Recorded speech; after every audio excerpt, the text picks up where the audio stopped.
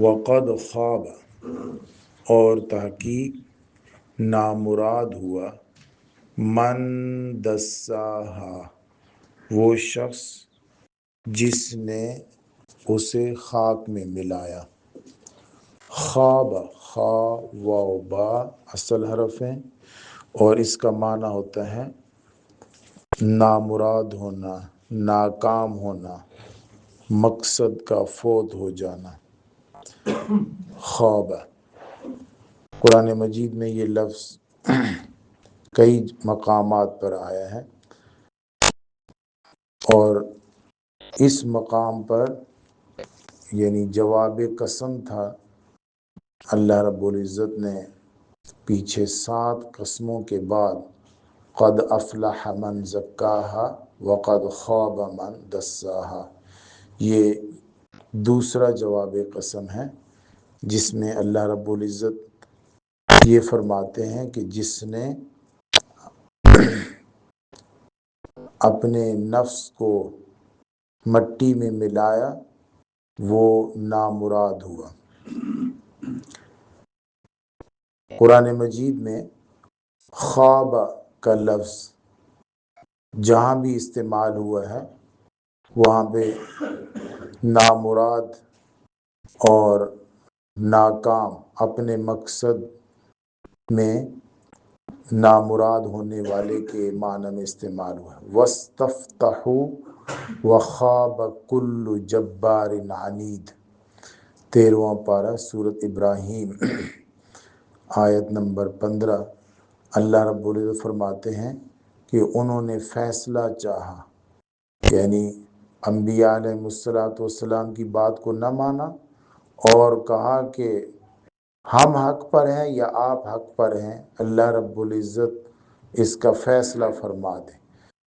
وَاسْتَفْتَحُوا وَخَابَ كُلُّ جَبَّارٍ عَنِيدٍ، اور ناکام ہو گیا ہر جبر کرنے والا اور حق کا دشمن۔ تو خواب کا معنی ناکام ہونا، نامراد ہونا، اپنے مقصد کو نہ پا سکنا، یہ خواب۔ دوسرے مقام پر سورۃ طٰہٰ میں بھی استعمال ہوا ناکام اور نامراد کے معنی میں۔ یہاں بھی وقد خواب، من وہ شخص، دساہا اس شخص نے اپنے نفس کو مٹی میں ملا دیا۔ یہ دال سین سین اس کا روٹ ہے، اور اس کا معنی بھی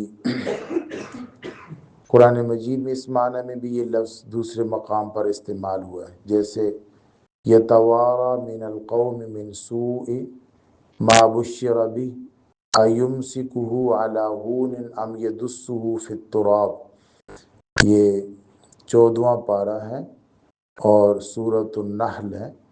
یہاں پہ اللہ رب العزت نے ذکر فرمایا کہ جب کسی آدمی کو بتایا جاتا ہے کہ اس کے ہاں بیٹی پیدا ہوئی ہے تو اس بیٹی کے خبر سننے کے بعد شرم کی وجہ سے وہ سوچنا شروع کر دیتا ہے کہ وہ اب اس بیٹی کو زندہ رکھے اور لوگوں کی ملامت اور لوگوں کی طرف سے بے عزتی کو برداشت کرتا رہے، یا اس کو زمین میں مٹی میں یدسہ فی التراب، یا اس کو مٹی میں دبا دے۔ تو دس یدس کا معنی ہو گیا کہ زبردستی کسی چیز کو مٹی میں ملا دینا۔ انسان کے اندر جو صلاحیتیں موجود ہیں ان صلاحیتوں سے کام نہ لینا، یعنی وہ سجدہ ریز ہو سکتا ہے اللہ رب العزت کے سامنے، وہ رکوع کر سکتا ہے، وہ قیام کر سکتا ہے، وہ اپنی زبان سے اللہ رب العزت کی کلام کی تلاوت کر سکتا ہے، وہ اپنے آپ کو حسد سے بچا سکتا ہے، یعنی اللہ رب العزت کی نعمتوں پر راضی ہو سکتا ہے، قناعت اختیار کر سکتا ہے۔ بہت ساری صلاحیتیں جو انسان کے اندر موجود تھیں ان صلاحیتوں کو بروئے کار نہیں لایا بلکہ ان کو پس پش ڈال دیا یا ان کو خاک میں ملا دیا، ان سے کام ہی نہیں لیا، اللہ رب العزت کو راضی کرنے کے لیے ان صلاحیتوں کو استعمال نہیں کیا، تو ایسا شخص کیسے کامیاب ہو سکتا ہے؟ وقد خواب، اور یقیناً نامراد ہو گیا وہ شخص جس نے اپنے نفس کی ساری صلاحیتوں کو مٹی میں ملا دیا۔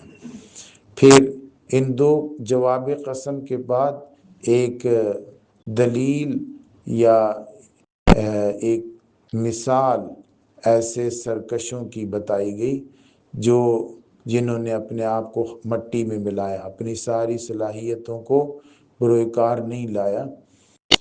قوم سمود، چونکہ یہ اہل مکہ کے قریبی آباد تھی، مدائن صالح قریبی ہیں، لوگ آتے جاتے رہتے ہیں وہاں پر۔ مدائن صالح یعنی آثار قدیمہ میں سے جگہ موجود تھی، لوگ جاتے تھے وہاں، دیکھتے تھے، تو مدائن صالح کی مثال بتائی۔ فرمایا کذبت سمود، تحقیق جھٹلا دیا تھا سمود نے، بطغواہا، اپنی سرکشی کی وجہ سے، اپنی سرکشی کی وجہ سے حضرت صالح علیہ السلام کو جھٹلایا۔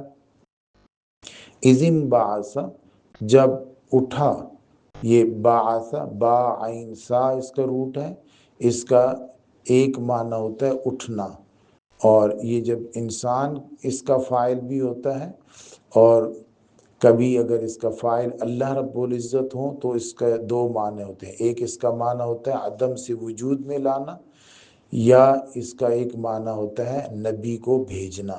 دونوں معنی، اللہ رب العزت جب فاعل ہو تو عدم سے وجود میں لانا، زندگی دینا، دوبارہ اٹھانا، یا کسی قوم کی طرف اپنا پیغمبر بھیجنا۔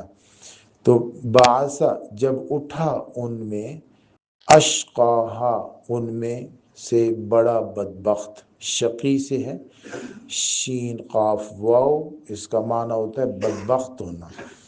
اور یہ شخص جو ہے، اس کا نام حضور اقدس صلی اللہ علیہ وآلہ وسلم نے ارشاد فرمایا قدار بن سالوف اس کا نام تھا، اشقا جو ان میں بڑا بدبخت تھا، قدار بن سالوف۔ یہ اپنی قوم میں حضور اقدس صلی اللہ علیہ وآلہ وسلم نے فرمایا کہ ایسے تھا جیسے ابو زمعہ اسود بن عبد المطلب۔ یہ ابو زمعہ یہ مسلمان نہیں ہوئے تھے، لیکن اپنی قوم میں شریف آدمی تھے، لوگ ان کی بات سنتے تھے، اور سردار تھے، اور عقل مند تھے۔ اس حساب سے آپ صلی اللہ علیہ وسلم نے فرمایا کہ ان جیسا تھا۔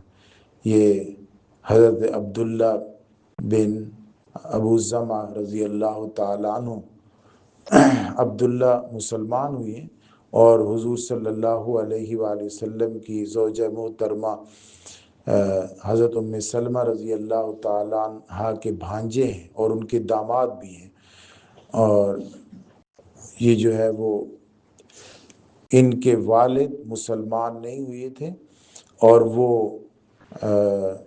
لیکن سردار تھے، شریف آدمی تھے۔ آپ صلی اللہ علیہ وسلم نے فرمایا کہ ایسا آدمی تھا وہ، یعنی قوم کا سردار تھا، اور قوم میں شریف آدمی سمجھا جاتا تھا، اس کے فیصلے مانے جاتے تھے، اس کی بات کے، اس کے مشورے اس سے لیے جاتے تھے، اس سے فائدہ اٹھانے کے لیے۔ لیکن جب اس نے دیکھا کہ اونٹنی ایک دن پانی پیتی ہے اور جانور اس دن پیاسے رہتے ہیں، تو اس نے 8 آدمیوں کی مدد سے اونٹنی کو ذبح کر دیا۔ اذ انبعث اشقاہا، جب ان میں سے ایک شقی آدمی، یہ ایک آدمی یا وہ 8 آدمی، 8 آدمیوں نے اونٹنی کو پکڑا یا تلاش کیا یا لٹایا یا اس کی مدد کی، ساتھ چلے، لیکن باقی قوم ساری کی ساری تباہ ہو گئی، سوائے حضرت صالح علیہ السلام پر ایمان لانے والے لوگوں میں سے، کہ انہوں نے اس شخص کے اس فعل کو برا نہیں سمجھا، بلکہ خوش ہوئی کہ چلو جان چھوٹی اونٹنی سے۔ حالانکہ اونٹنی انہوں نے مانگی خود تھی اور خود ہی اس کو معجزاتی طور پر اس کی پیدائش چاہتے تھے، لیکن جب اونٹنی اللہ رب العزت نے ان کے سامنے بھیج دی، ان کی آنکھوں کے سامنے، تو پھر اس کی جو معجزاتی اثرات تھے اس کو وہ نبھا نہیں سکے۔ اللہ کے نبی نے انہیں منع بھی کیا تھا، ناقۃ اللہ و سقیاہا فقال لہم، پس انہیں کہا رسول اللہ، اللہ کے رسول حضرت صالح علیہ السلام نے ناقۃ اللہ، یہ ناقۃ اللہ مضاف مضاف الیہ مل کر مفعول ہے، اور اس کا جو فعل ہے وہ اتقو ہے۔ عربوں میں ایسے عام طور پر ہوتا ہے کہ فعل کو حذف کر کے اس کا مفعول صرف باقی رکھتے ہیں۔ ناقۃ اللہ یعنی جیسے ہم کہہ سکتے ہیں نا خبردار، تو خبردار کا معنی پیدا کرنے کے لیے یہ طریقہ کار اختیار کیا جاتا ہے۔ خبردار، اللہ کی اونٹنی اور اس کے پانی پینے کی باری کا خیال رکھنا، اب اس سے نافرمانی نہ کرنا، روگردانی نہ کرنا۔ لیکن انہوں نے اللہ کے اس حکم کو یا اس معجزاتی اونٹنی کو اللہ کا حکم یا معجزہ نہیں سمجھا، اور اپنی خواہشات کو جو غالب آ چکی تھی ان کے اندر، اللہ کے حکم کو پورا کرنے کے بجائے ان خواہشات کو پورا کیا اور اپنے آپ کو مٹی میں ملا دیا، اپنے آپ کو مقصد تک نہ پہنچا سکے۔ مقصد کیا تھا؟ اللہ کی رضا، اللہ کی خوشنودی، اللہ نے جو ہدایات بھیجنی تھیں ان ہدایات کے مطابق اپنے آپ کو ڈھالنا، اس کو نہ پا سکے، بلکہ دنیاوی مقاصد کہ ہمارا پانی کا کیا ہوگا، ہمارے جانور پانی کیسے پئیں گے، وہ ایک دن پیاسے رہ جاتے ہیں، اس کا کیا بنے گا، اس طرح تو ہمارے جو جانور ہیں وہ کم ہوتے جائیں گے، اس طرح تو ہمیں بہت تکلیف ہوگی۔ وہ اپنی دنیاوی تکلیف کو مد نظر رکھتے ہوئے اللہ رب العزت نے جو حکم کا مکلف بنایا تھا اسے پس پش ڈال دیا، تو اللہ رب العزت نے انہیں پھر تباہ و برباد کر دیا، مٹی میں ملا دیا۔ یہ مثال بتائی۔ فَكَذَّبُوهُ، پس انہوں نے اسے جھٹلایا، یعنی حضرت صالح علیہ السلام کو جھٹلایا، فَعَقَرُوهَا، اور انہوں نے اسے ذبح کر دیا یا اسے کاٹ دیا۔ حضرت صالح علیہ السلام کی اونٹنی کے بارے میں ہم پہلے بھی کئی بار بات کر چکے ہیں کہ اللہ رب العزت نے ان کے مطالبے پر، قوم کے مطالبے پر ان کے سامنے بھیجی تھی، لیکن وہ اس آزمائش پہ پھر پورا نہیں اتر سکے۔ فَدَمْدَمَ عَلَيْهِمْ رَبُّهُمْ بِذَنبِهِمْ فَسَوَّاهَا، پس اللہ رب العزت کا عذاب ان پر آیا اور اللہ نے ان کو برابر کر دیا۔ اس کا ذکر انشاءاللہ کل کریں گے۔ اللہ رب العزت ہمیں اپنے جو احکام ہیں ان کو پورا کرنے کی توفیق عطا فرمائے، اور اگر ہماری خواہشات آڑے آ جائیں تو اللہ رب ہمیں اپنی خواہشات کو قربان کرنے کی توفیق عطا فرمائے۔